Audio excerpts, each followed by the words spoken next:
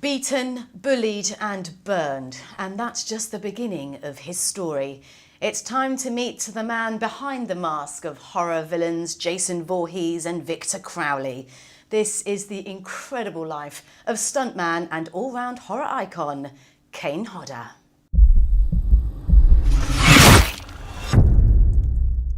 I've murdered more people on film than any actor in history. Tell me about this documentary and how it came about. Well, I had heard Kane's story both in videos online where he would give parts of it and by reading the wonderful book that he wrote with Michael Aloisi, Unmasked.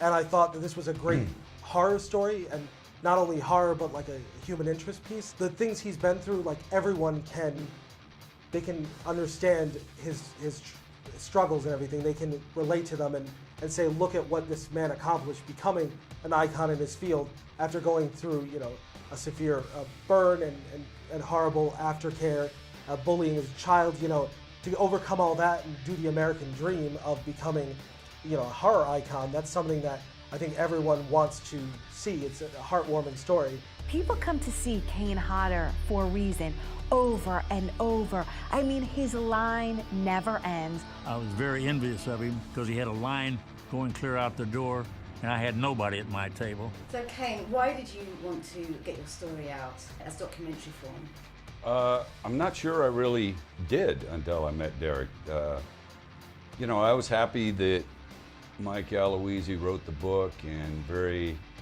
had a great response, and I was very happy to have told my story because I was a little hesitant as to how people might react to some of the stuff in the book.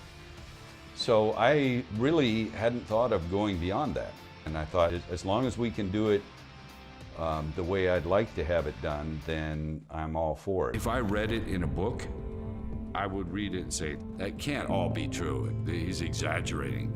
And unfortunately it was. So, after that burn, how did you step back into the industry? Like that's quite commendable in itself to go, I'm going to carry on doing stunts. Yeah, I guess it is. I didn't think about it at the time as being something to really overcome. There was no doubt that I still wanted to do that for a career. Even though it almost killed me, I never had the apprehension of going back to it. I'm not sure why. I just loved it so much that I was like, God, this too bad this happened right at the beginning. It's kind of an interesting character thing that on one hand I feel like I'm stupid that I went right back to something that almost killed me, but then it was just never even a factor in my decision. Going back to fire stunts was a little bit more of a decision. I thought maybe I shouldn't do those anymore, but then eventually after a few years I started doing them again anyway and did them more than ever.